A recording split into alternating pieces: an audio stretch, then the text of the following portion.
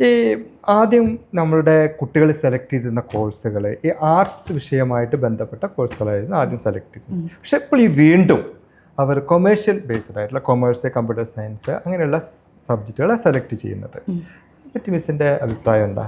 സാറേ ചോദിച്ചതിൽ തന്നെ ഉണ്ട് അത്. അതായത് കൊമേഴ്സ് സ്റ്റുഡൻസ്, അതായത് ഞങ്ങളുടെ കുട്ടികൾ തന്നെ എന്താണ് കൊമേഴ്സിൽ ചെയ്യേണ്ടതെന്ന് അവർക്കൊരു മുൻകൂട്ടിയുള്ള ധാരണയുണ്ട്. ഇപ്പോൾ എൻ്റെ കാലത്തൊക്കെ ഉണ്ടായിരുന്നത്, ഞാൻ കഴിഞ്ഞാലും അതായത് കോഴ്സ് കഴിഞ്ഞാലും ഒരു ടാക്സ് ഓഫീസിലോ അങ്ങനെയൊക്കെയായിരുന്നു ഞാൻ വർക്ക് ചെയ്യാൻ പോയിരുന്നത്. എന്നാൽ ഇപ്പോഴത്തെ കുട്ടികൾ അങ്ങനെയല്ല. എൻ്റെ കുട്ടികൾ തന്നെ ചെയ്യുന്നുണ്ട്, ഒരു തട്ടുകടയായാലും അവർക്ക് ബെറ്റർ ആയിട്ടുള്ള ഒരു ഏണിങ്, ഒരു ബിസിനസ് തുടങ്ങേണ്ടത് എങ്ങനെ, അവർ ആ കാഴ്ചപ്പാടിലാണ്. പക്ഷെ എനിക്ക് അവരിൽ നിന്നാണ് കൂടുതലായിട്ട് എനിക്കിത് കിട്ടുന്നതെന്നാണ് എനിക്ക് തോന്നുന്നത്. കാരണം ഞാനൊക്കെ ഒരു വൈറ്റ് കോളറാണ് മക്കളെ, ഇങ്ങനത്തെ ജോലി കിട്ടും, ഓഫീസിലിരുന്ന ജോലി കിട്ടുമെന്ന് പറയുമ്പോൾ അവരതല്ല കാണിച്ചു തരുന്നത്. ഏതിലും ഒരു ബിസിനസ് ഉണ്ട് എന്നാണ് ആ കുട്ടികളുടെ ഭാഗത്ത് നിന്ന് നമുക്ക് തോന്നുന്നത്. അതാണ് എനിക്ക് തോന്നിയ ഒരു പ്രത്യേകത അവരിൽ. അപ്പോൾ മിസ് ഇപ്പോൾ പറയുന്നത് ഒരു ബിസിനസ്സുകാരൻ ആവാൻ വേണ്ടിയിട്ടാണ് ഈ കുട്ടികൾ ഇത് പഠിക്കുന്നത് എന്നതാണോ? അതെ സാറേ. കാരണം ഓരോ ബിസിനസ് സ്റ്റുഡൻസിൻ്റെ, എൻ്റെ കുട്ടികളുടെ മനസ്സിൽ അവർക്ക് ഉണ്ട് ഒരു എൻ്റർപ്രണർ ആവണം എന്നുള്ളത്. ഞാൻ കുട്ടിയോട് ഒരു ക്ലാസ്സിൽ ഒരു ചോദ്യം ചോദിച്ചു. ആ ചോദ്യം എന്ന് പറഞ്ഞാൽ +2 പഠിക്കുന്ന കുട്ടിയാട്ടോ. അവനോട് ചോദിച്ചു, കൊമേഴ്സ് എന്താണെന്നുള്ളതൊന്നും അറിയാതെ വന്നിരിക്കുന്ന കുട്ടികളാവാം. ഞാൻ ആ ധാരണയിലാണ് ചോദിച്ചത്, എന്താണ് ബിസിനസ് എന്ന് ചോദിച്ചു. അവൻ എന്നോട് പറഞ്ഞത്, കായ് എറിഞ്ഞ് കായ് ഉണ്ടാക്കുന്നതാണ് മിസ്സേ ബിസിനസ് എന്ന്.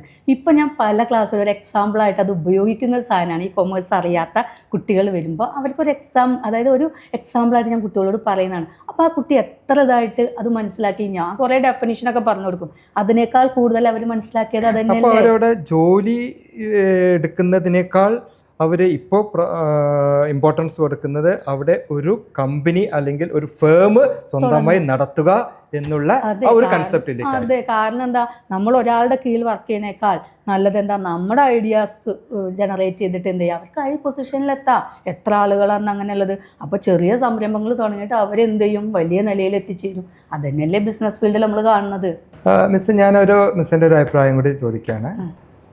ഇപ്പോഴത്തെ നമ്മളുടെ ന്യൂ ജനറേഷൻ കുട്ടികൾ ഈ ഫോക്കസ്ഡ് ആയ ഏരിയകൾ കുറേ അവർക്ക് ഉണ്ടായിരിക്കും. പക്ഷെ ചിലവരെന്ത് ചെയ്യുക, ഫോക്കസ് ചെയ്തിട്ട് ടാർഗറ്റ് ആയിട്ടുള്ള ചില ഏരിയകളിൽ അവർ സ്പെസിഫിക് ആയിട്ട് കാര്യങ്ങൾ അവർക്ക് അറിയാം. അതിനെപ്പറ്റി മിസ്സിൻ്റെ അഭിപ്രായം? സാറേ, ഞാൻ ഇപ്പോൾ നമ്മുടെ PG ക്ലാസ്സിൽ ഒരു ഡെറിവേറ്റീവ് എന്ന് പറഞ്ഞൊരു പേപ്പറുണ്ട്. അത് എടുക്കാൻ കയറിയപ്പോൾ എനിക്ക് ആദ്യം ആ പേപ്പറിനെ കുറിച്ച് അധികം ഐഡിയ ഉണ്ടായിരുന്നില്ല. ഞാനത് പോയി സ്റ്റോക്ക് എക്സ്ചേഞ്ച് ജിയോജിത്ത് പോലെ ഒന്നിൽ കയറി അതിനെക്കുറിച്ച് കൃത്യമായിട്ടൊന്ന് നോക്കിയിട്ടാണ് ഞാൻ ഇവർക്ക് പറഞ്ഞു കൊടുക്കുന്നത്. പക്ഷെ ഞാനത് പറഞ്ഞു കൊടുത്തതിന് ശേഷം, അതായത് നമ്മുടെ NSE മാർക്കറ്റിനെ കുറിച്ചൊക്കെ ഞാൻ പറഞ്ഞു കൊടുത്തതിന് ശേഷം അതൊരു പയ്യൻ വന്നിട്ട് അവൻ എനിക്ക് കാണിച്ചു തന്നൊരു സംഭവം, ഞാനിതാ സ്റ്റോക്ക് മാർക്കറ്റിലുള്ള ഇത് ഞാൻ ചെയ്യുന്നുണ്ട്, ഇപ്പോൾ അത് ഡിമാറ്റ് അക്കൗണ്ടൊക്കെ തുടങ്ങി ഞാനത് ചെയ്യുന്നുണ്ട് എന്ന് പറഞ്ഞാൽ എൻ്റെ പ്രാക്ടിക്കൽ വേർഷൻ അവൻ കാണിച്ചു തന്നു. അപ്പം ഞാനിങ്ങനെ ആലോചിച്ചു, ഞാൻ അവിടെ ചെന്ന് പറയുന്നതിനേക്കാൾ കൂടുതലായിട്ട് അവർക്ക് എന്തൊക്കെയോ അറിയാമെന്നുള്ളത്.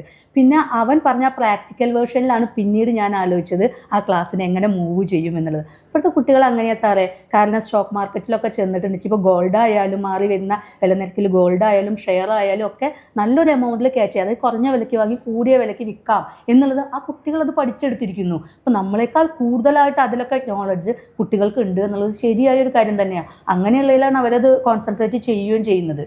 ഇപ്പോൾ ഇവർ ക്ലാസ് റൂമിൽ ഇരുന്നതല്ല, അതിലും കൂടുതൽ ഇവർക്ക് ഇങ്ങനെ പ്രാക്ടിക്കൽ ക്ലാസ്സുകളാണ് നല്ലത്. ഇപ്പോൾ നമ്മൾ എത്ര കോഴ്സുകൾ കൊടുത്തു അവർക്ക്, ഇപ്പോൾ ടാലിൻ്റെ കൊടുത്തുകൊണ്ടിരിക്കുന്നുണ്ട്, അതേപോലെ തന്നെ CS കുറേ പൈത്തൺ പ്രോഗ്രാമിൻ്റെയോ ഒക്കെ സാറ് കൊടുത്തുകൊണ്ടിരുന്നതല്ലേ, ഡിജിറ്റൽ മാർക്കറ്റിങ്ങിൻ്റെ കോഴ്സ്, അതേപോലെ സ്റ്റോക്ക് മാർക്കറ്റിൻ്റെ ഫ്രീ കോഴ്സുകളായിട്ട് ഇതൊക്കെ സാറ് കൊടുത്തുകൊണ്ടിരിക്കുന്നതാണ്.